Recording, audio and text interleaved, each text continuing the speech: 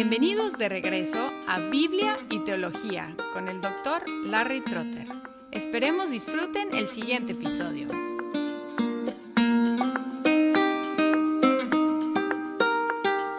En el capítulo 1 de Ruth, leímos sobre una serie de desastres que cayeron sobre una familia, la familia de Elimelech. Él y su esposa y sus dos hijos habían emigrado de Israel a Moab durante un hambre. Y luego la tragedia les cayó. Primero, Elimelech murió, y luego, después de casarse con moabitas, los dos hijos murieron, dejando a Noemí, cuyo nombre significa placentera, sola con sus dos nueras, 3 mujeres solas, 3 viudas.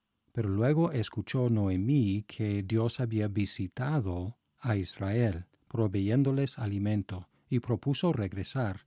Sus dos nueras la acompañaron, pero luego ella rogó que regresaran a Moab para casarse con moabitas. Orfa tomó su consejo, pero Ruth protestó fuertemente, profesando que el Dios de Noemí sería su Dios, que el pueblo de Noemí sería su pueblo, y que solamente la muerte la separaría de Noemí. Así que las dos viudas regresaron a Belén y conmovieron la ciudad. Noemí tan transformada que era difícil reconocerla, pero el último renglón de capítulo 1 dice: llegaron a Belén al comienzo de la siega de la cebada, un vislumbre de la posibilidad de provisión para estas dos viudas. Y ahora seguimos leyendo en el capítulo 2, que dice: Noemí tenía un pariente de su marido, un hombre de mucha riqueza, de la familia de Elimelech, el cual se llamaba Booz. Y Ruth la moabita dijo a Noemí: te ruego que me dejes ir al campo a recoger espigas en pos de aquel a cuyos ojos halle gracia. Ella le respondió: ve, hija mía. Partió pues y espigó en el campo en pos de los segadores, y fue a la parte del campo que pertenecía a Booz, que era de la familia de Elimelech. En ese momento vino Booz de Belén y dijo a los segadores: el Señor sea con ustedes. Que el Señor te bendiga, le respondieron ellos.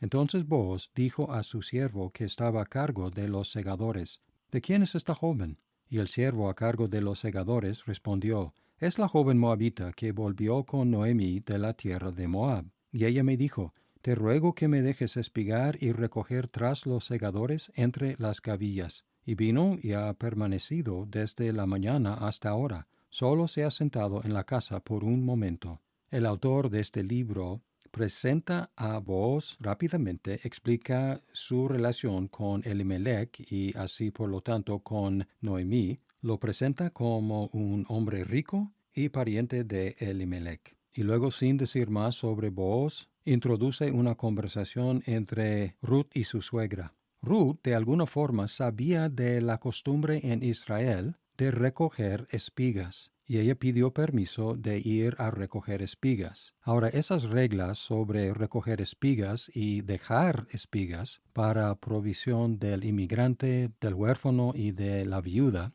se encuentra en Levítico y en Deuteronomio. En Levítico 19, 9 y 10 dice: cuando siegues la cosecha de tu tierra, no segarás hasta los últimos rincones de tu campo, ni espigarás el sobrante de tu cosecha. Tampoco rebuscarás tu viña, ni recogerás el fruto caído de tu viña. Lo dejarás para el pobre y para el extranjero. Yo soy el Señor su Dios. Similar en Levítico 23, 22 dice: cuando sieguen la cosecha de su tierra, no segarán hasta el último rincón de ella, ni espigarán el sobrante de su cosecha. Los dejarán para el pobre y para el extranjero. Yo soy el Señor su Dios. Y una vez más en Deuteronomio 24, 19 al 22 dice: cuando siegues tu cosecha en tu campo y olvides alguna gavilla en el campo, no regresarás a recogerla. Será para el extranjero, para el huérfano y para la viuda, para que el Señor tu Dios te bendiga en toda obra de tus manos. Cuando sacudas tus olivos, no recorrerás las ramas que hayas dejado tras de ti. Serán para el extranjero, para el huérfano y para la viuda. Cuando vendimias tu viña, no la repasarás. Será para el extranjero, para el huérfano y para la viuda. recordarás que tú fuiste esclavo en la tierra de Egipto. Por tanto, yo te mando que hagas estas cosas. Estas leyes de misericordia, provisiones para los desamparados, para que pudieran trabajar y ganarse la vida, sin tener un empleo oficial. Pero también hay una recompensa para quien deje al pobre, al extranjero, al huérfano, a la viuda, recoger espigas en sus campos. Ahora Ruth propuso recoger no en cualquier lado, sino en pos de aquel a cuyos ojos halle gracia.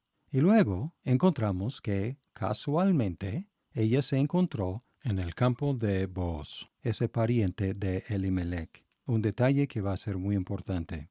Booz luego llegó de Belén, de la casa de pan, y luego bendijo a sus trabajadores. Ellos regresaron la bendición a él, y luego él preguntó al encargado sobre esa mujer a quien no reconocía como una de sus trabajadoras. Su pregunta es interesante porque es ambigua. Simplemente puede significar para quién trabaja ella. Sin embargo, en el contexto de este libro, es la pregunta mayor sobre Ruth la Moabita, la extranjera. ¿A quién pertenece ella? Aquí en el versículo 5, Boaz preguntó, ¿de quién es esta joven? Y realmente mucho de este libro es para contestar esa pregunta. ¿De quién es esa joven, esa moabita? ¿A quién pertenece? El encargado explicó que fue la moabita, aparentemente bien conocida, y encontramos que quizás de ignorancia, quizás de desesperación y quizás de un espíritu audaz, Ruth había pedido recoger espigas no solamente al rincón de los campos, sino también entre las gavillas. El encargado reportó, ella me dijo, te ruego que me dejes espigar y recoger tras los segadores entre las gavillas.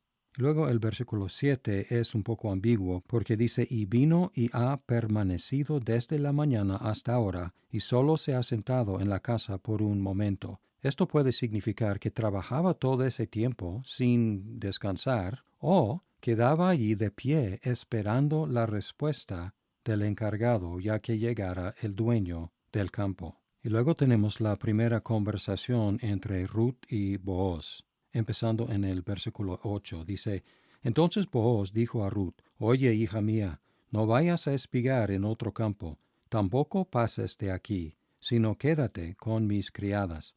Fíjate en el campo donde ellas siegan y síguelas, pues he ordenado a los siervos que no te molesten. Cuando tengas sed, ve a las vasijas y bebe del agua que sacan los siervos. Ella bajó su rostro, se postró en tierra y le dijo, ¿por qué he hallado gracia ante sus ojos para que se fije en mí, siendo yo extranjera? Booz le respondió, todo lo que has hecho por tu suegra después de la muerte de tu esposo me ha sido informado en detalle, y cómo dejaste a tu padre y tu madre y tu tierra natal, y viniste a un pueblo que antes no conocías. Que el Señor recompensa tu obra, y que tu pago sea completo de parte del Señor, Dios de Israel, bajo cuyas alas has venido a refugiarte. Entonces ella dijo, Señor mío, he hallado gracia ante sus ojos, porque me he consolado y en verdad ha hablado con bondad a su sierva, aunque yo no soy ni como una de sus criadas.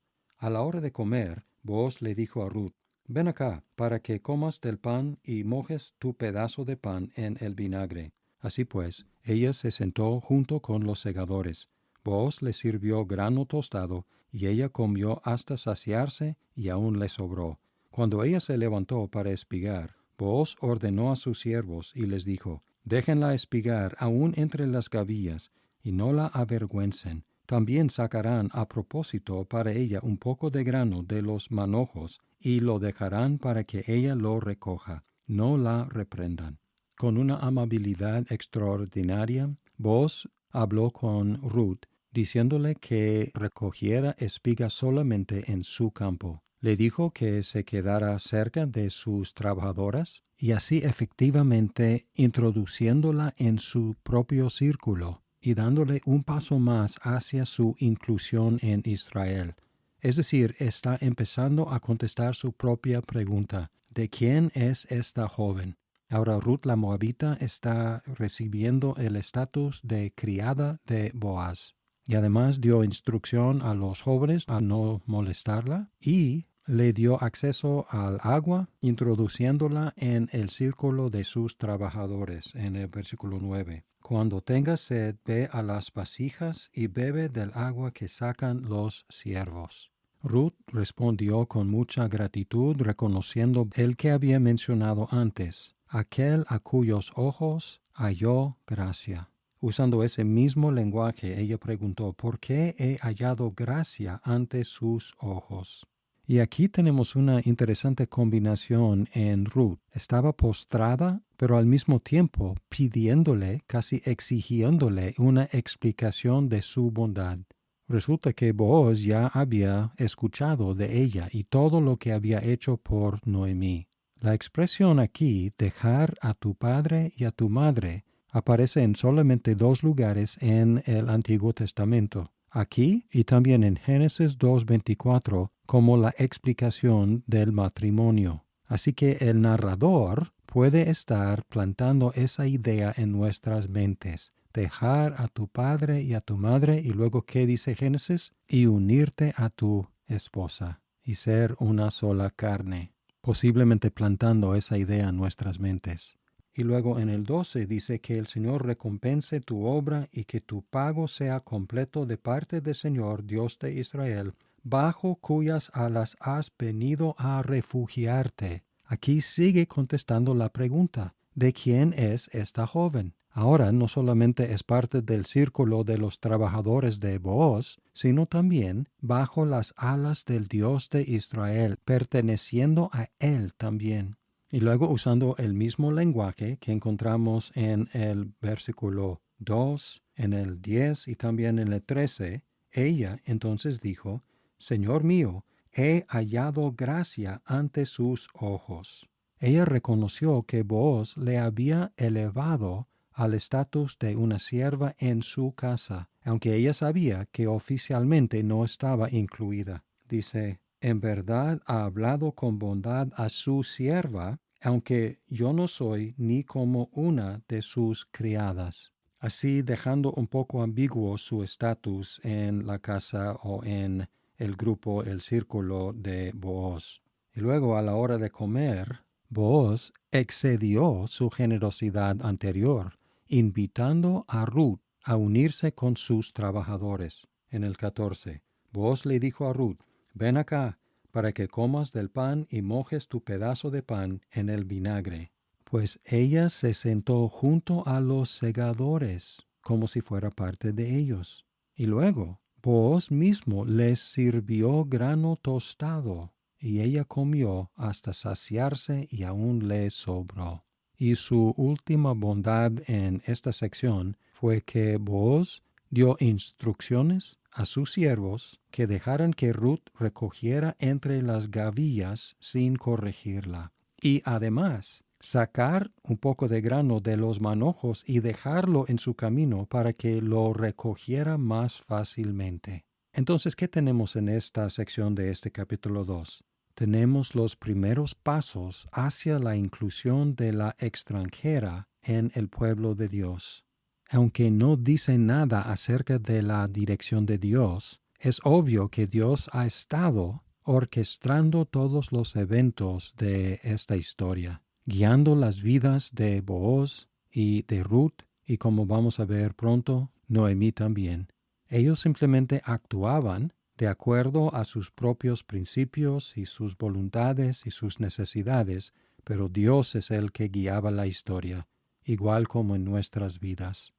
Y también hay otra cosa que no podemos escapar, la combinación irresistible de fuerza y de gentileza en tanto Ruth como Booz. Lo que hace esa combinación tan interesante y tan cautivante es que es una señal que prefigura al que limpió el templo con enojo y también lavó los pies de sus discípulos, que denunció con severidad la hipocresía religiosa y también cenó con la escoria de la sociedad, el que calmó el mar y tocó al leproso, que creó el universo y también murió en la cruz como rescate de los muchos que confían en Él.